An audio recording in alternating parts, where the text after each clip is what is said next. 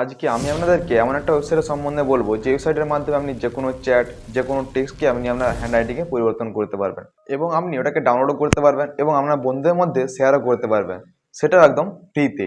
তো কীভাবে করবেন আজকের এই ভিডিওতে আমি আপনাদের দেখিয়ে দেবো। তো ভিডিওটা শেষ পর্যন্ত অবশ্যই দেখবেন, ভিডিওটা ভালো লাইক করবেন আর চ্যানেল নতুন হতে হলে চ্যানেলটি সাবস্ক্রাইব করে পাশে বেল আইকনটি অন করে রাখতে ভুলবেন না এবং নতুন নতুন সিক্রেট টিপস পেতে। তো চলুন ভিডিওটি শুরু করা যাক।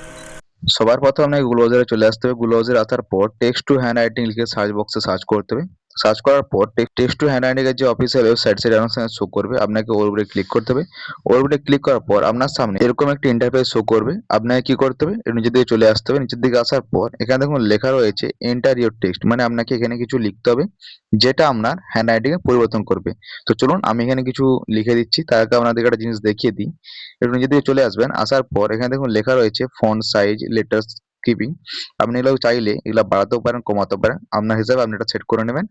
তো আমার এটা ঠিকঠাকই রয়েছে, আমি এখানে কিছু চেঞ্জ করবো না। তো তারপর আপনি কি করতে হবে, এর নিচের দিকে চলে আসতে হবে। নিচের দিকে আসার পর এখানে দেখুন কতগুলো স্টাইল দিয়ে দিয়েছে। এখান থেকে আপনি আপনার যেটা পছন্দ সেই স্টাইলে আপনি আপনার হ্যান্ড রাইটিংটি পরিবর্তন করতে পারবেন। আর এই রোতে আপনি ক্লিক করবেন, এই রোতে ক্লিক করলে আপনার সামনে আরো স্টাইল চলে আসবে। আপনি এখান থেকে যেটা বেছে নেবেন, যেটা পছন্দ হবে। তো ধরুন আমি এখান থেকে এইটা এক্সাম্পলের জন্য একটা বেছে নিচ্ছি। তো আমি এবারে ক্লিক করলাম। ক্লিক করার পর আপনাকে কি করতে হবে, একটু উপর দিকে চলে যেতে হবে। উপর দিকে যাওয়ার পর এই জায়গাতে যেটা দেখেছিলাম এন্টার ইওর টেক্সট, এই জায়গাতে আপনাকে কিছু লিখতে হবে। তো আমি একটা লেখা কপি করেছিলাম, তো এখান থেকে এটা পেস্ট করে দিচ্ছি। পেস্ট করে দেওয়ার পর আপনাকে কি করতে হবে, এখানে দেখুন নিচের দিকে চলে যাবেন। এই লেখাটা দেখবেন এই জায়গাতে লেখা হয়ে গেছে, দেখুন একটা পেপারেতে লেখা হয়েছে। চলুন আপনাকে জুম করে দেখিয়ে দিই।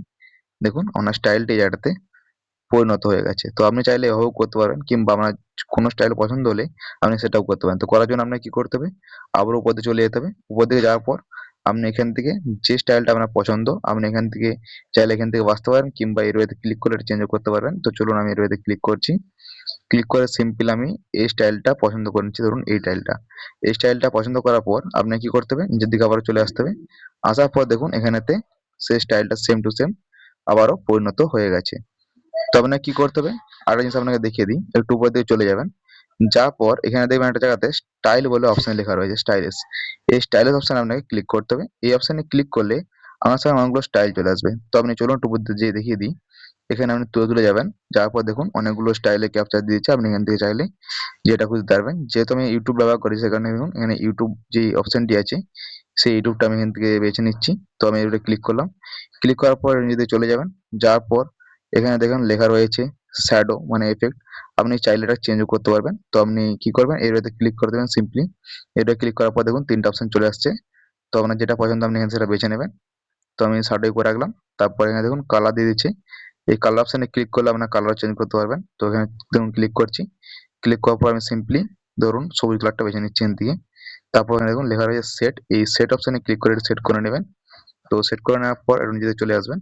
আসার পর দেখুন আমার যে ইউটিউবের লোগোটি সেটি পুরোপুরিভাবে সেট হয়ে গেছে। আপনি এখান থেকে চাইলে এটা দেখতে পারবেন। দেখুন আমার চ্যানেলের নামটা এবং ইউটিউব যে লোগোটা সেটা সেট হয়ে গেছে। আপনি চাইলে এটাকে সাইডে বসে ঠিকঠাকভাবে সেটআপ করতে পারবেন। তো করার পর আপনাকে কি করতে হবে, যদি ডাউনলোড করতে চান এখানে দেখুন লেখা রয়েছে ডাউনলোড। এই ডাউনলোড অপশনে আপনি ক্লিক করবেন। ক্লিক করার পর আপনার সামনে চারটা অপশন শো করবে।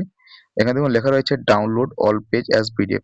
আপনি যদি ৪টা ৫টা পেজ করে থাকেন তাহলে সবগুলো পেজ ডাউনলোড করার জন্য এখানে দেখুন লেখা রয়েছে পিডিএফ আকারে ডাউনলোড করবেন এভাবে।